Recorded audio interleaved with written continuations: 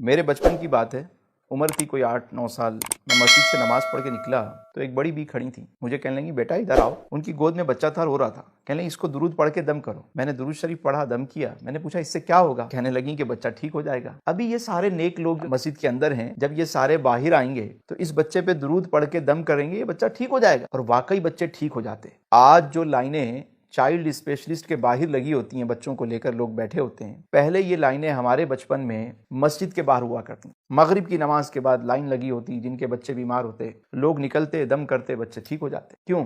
جب میں نے اس پہ غور کیا کہ ایسا کیوں ہوا، مجھے یاد نہیں پڑتا کہ میں کبھی چائلڈ اسپیشلسٹ کے پاس بچپن میں گیا ہوں۔ ہمارے دور میں تو ایسا کچھ تھا ہی نہیں۔ تو اس کی وجہ کیا تھی؟ وجہ یہ تھی کہ لوگ تقسیم کرتے تھے۔ گھر میں تھوڑا سا سالن پکتا لیکن پڑوس میں تھوڑا سا ضرور بھیجا جاتا۔ گھر چھوٹے تھے لیکن دل کشادہ تھے۔ مہمان آ جاتے تو لوگ ایڈجسٹ کر لیتے تھے۔ ہم دیکھتے ہیں کہ لوگ تقسیم کرتے تھے۔ ایسا کیوں ہوتا تھا کہ سکون کیوں تھا، اطمینان کیوں تھا، لوگ بیمار کم ہوتے تھے؟ وجہ کیا تھی؟ وجہ یہ تھی کہ لوگ تقسیم کرتے تھے۔ جمعرات ہوتی، کوئی ریوڑیاں بانٹ رہا ہے، کوئی جلیبیاں بانٹ رہا ہے، کوئی میٹھے چاول پکا کے تقسیم کر رہا ہے۔ ارے تقسیم کرتے تھے۔ سبزی لینے جاؤ تو سبزی دینے والا سبزی دینے کے بعد تھوڑا سا دھنیا، پودینہ، تھوڑی مرچیں ویسے ہی ڈال دیتا تھا۔ گوشت والا گوشت تولنے کے بعد ایک ہڈی، ایک بوٹی ویسے ایکسٹرا دے دیتا تھا۔ چاول والا تھوڑا چاول زیادہ ڈال دیتا، دال دینے والا دال تھوڑی ڈال دیتا۔ ہوٹل میں گریوی الگ سے مل جاتی تھی۔ اب سب کچھ کمرشل ہو گیا۔ آدھا کلو کسی سے مانگو تو وہ 400 گرام دیتا ہے، اگر کسی سے ایک پاؤ مانگو تو 200 گرام ملتا ہے۔ ہر چیز کمرشل ہو گئی ہے۔ یاد رکھیے، اگر آپ کھانا تقسیم کریں گے، آپ کا کھانا کبھی کم نہیں۔ آپ کسی کے لیے پانی کا بندوبست کریں گے، جہاں پانی نہیں ہے پانی کا انتظام کریں، آپ کے گھر کا پانی کبھی کم نہیں ہو۔ اگر آپ لوگوں کے لیے کپڑے کا بندوبست کرتے ہیں، سردی میں لحاف کا بندوبست کرتے ہیں، آپ کے گھر کی عزت، چادر